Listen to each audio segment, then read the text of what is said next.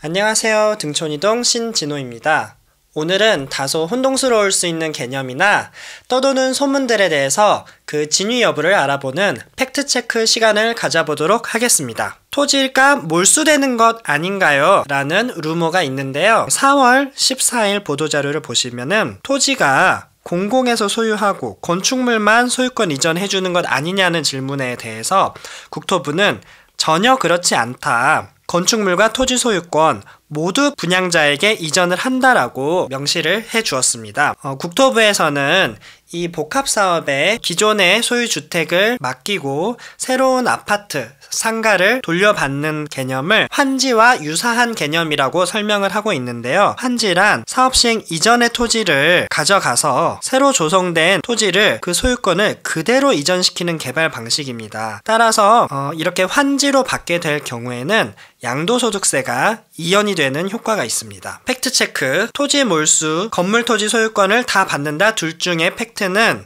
건물 토지 소유권을 둘 다 돌려받는다. 그리고 이것은 환지의 개념이다 라는 것이 팩트입니다. 두 번째 질문은 LH가 아파트를 짓나요? 라는 질문인데요. 2월 4일 보도자료를 보시면은 애초에 복합사업이라는 사업이 기획이 될 때부터 시공사는 민간에서 시공을 한다라고 분명하게 명시를 하고 있습니다. 그리고 이 민간 시공사의 선정은 토지 등 소유자가 하게 되어 있습니다. 동일하게 2월 4일 보도자료에 공공은 사업 시행을 하고 민간 업체가 설계 시공에 참여하는 협업 방식과 공공과 민간이 공동으로 시행을 하는 공동시행 방식 두 가지 종류가 있을 수 있음을 명시를 하고 있고요. 이렇게 LH가 아파트를 짓는 것 아니냐라는 오해는 시행, 설계, 시공의 각각의 개념을 잘 이해하지 못해서 생긴 오해라고 생각이 됩니다. 시행이라는 것은요, 한마디로 돈 관리를 하고 총괄 지휘를 하는 역할인데요. 사업의 변수가 발생했을 때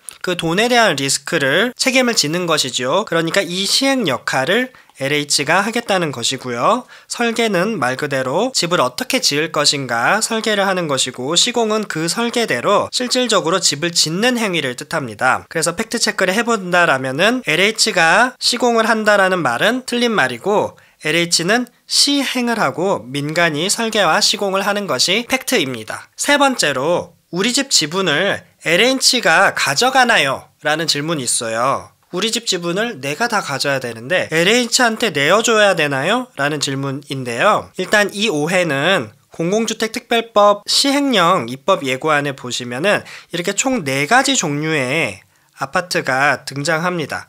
첫 번째로는 일반 분양, 두 번째로는 일반적으로 조합원 분양이라고 불리우는 토지 등 소유주 분양이고요.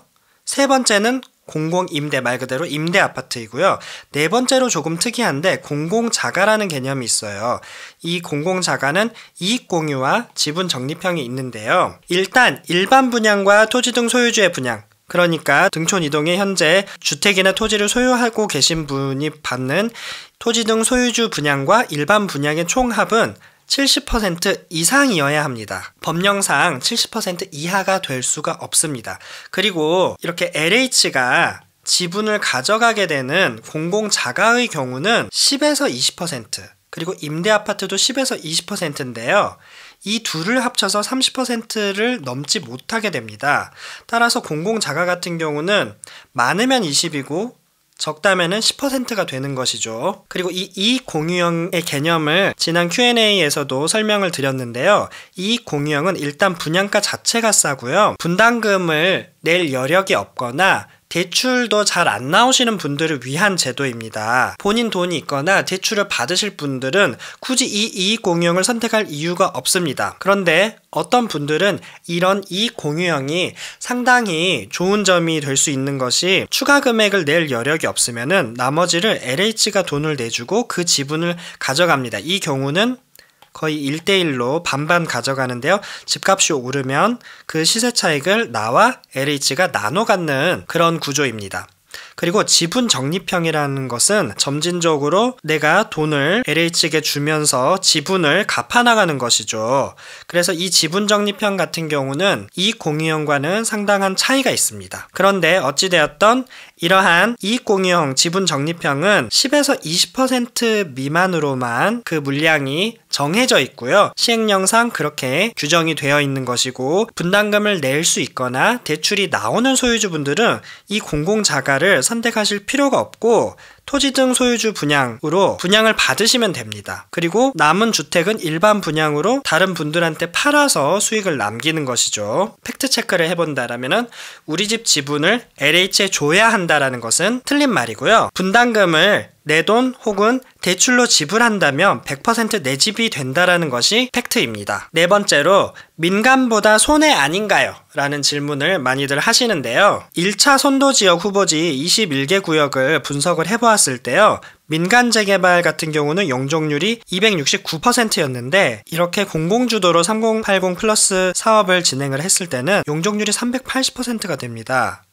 따라서 토지 등 소유주의 분양 가격 자체가요, 이렇게 싸질 수밖에 없고요. 당연히 수익률이 올라가는 것이죠. 이유는 용적률을 높여주기 때문에 자연스럽게 사업성이 좋아질 수밖에 없는 것입니다. 따라서 민간에 비교했을 때 수익성을 높게 해주겠다라고 국토부에서는 이렇게 큰 소리를 칠 수가 있는 것이지요. 자신있게. 그리고 2차 선도 후보지도 마찬가지로 민간보다 용적률이 훨씬 높아지고요. 따라서 소유주들의 분양 가격이 싸지기 때문에 분담금이 낮아지는 것입니다. 그리고 등촌 이동 같은 경우는 일단 민간으로 진행할 수 자체가 없습니다. 왜냐하면 일종 일반 주거지역이 많고 노후도가 낮은데 이 복합사업에 한해서만 노후도를 20년 60%로 완화를 해주기 때문에 시작을 할 수 있는 것이고요. 종상향을 해주고 용적률이 높아져서 사업성이 개선이 되는 것입니다. 자, 팩트 체크를 해본다라면은 공공주도가 민간보다 손해라는 것은 전혀 맞지 않습니다. 종상향 용적률 상향으로 사업성이 개선되기 때문에 분담금이 낮아집니다. 그리고 특히 등촌 이동 같은 경우는 민간으로서는 애초에 재개발이 진행이 되지가 않습니다. 시작조차 할 수 없는데 복합사업이기 때문에 시도를 해볼 수 있는 것입니다. 다섯 번째 질문은 공공주도를 반대하는 지역이 많다던데요? 라는 질문인데요. 8월 9일 기사를 보시면은 이런 지역들에서는 후보지 지정을 철회를 요청을 한 지역들이 있습니다. 상당히 공공주도에 대해서 반대하는 지역들이 꽤 있는데요. 이 지역들의 용도지구를 보신다라면은 이렇게 거의 2종과 3종입니다. 이렇게 반대하시는 분들만 있는 것은 아니고 찬성과 반대가 비등비등하게 있는 경우가 있고요. 그리고 국토부 8월 4일 보도자료를 기준으로 본다라면은 이미 선도지역에 선정이 된 지역 중에 이렇게 11곳이 3분의 2, 66.7%를 넘겨 19곳이 절반 이상을 넘겼습니다. 따라서 시간이 감에 따라서 이렇게 많은 지역들이 공공주도에 찬성을 하고 있고, 이러한 찬성의 이유는 용적률을 높여줌으로써 사업성이 개선이 되기 때문에 분담금이 싸지고, 그래서 주민들은 동의를 할 수밖에 없는 것이죠. 자기 부담금이 낮아지는데 굳이 반대할 이유가 없지 않습니까? 그렇기 때문에 이 지역분들은 합리적으로 찬성표를 많이 던지고 있는 것입니다. 단 이렇게 2종 3종으로 자체적으로 민간으로 진행이 가능한 구역들, 민간으로의 사업성이 어느 정도 나오는 지역들은 찬성과 반대가 표가 이렇게 갈리는 상황이 있는 것은 사실입니다. 따라서 팩트 체크를 해본다라면은 반대하는 지역이 많다라는 거는 일단 많다라고도 볼 수는 있지만은 그래서 공공주도를 반대만 하냐 이건 아니고요. 선도지역 중에서 3분의 2 이상의 동의를 채운 지역이 점차적으로 늘어나고 있다는 것이 팩트입니다. 이상 등촌이동 복합사업에 대해서 팩트 체크를 해보았습니다. 다음 시간에 찾아뵙겠습니다. 감사합니다.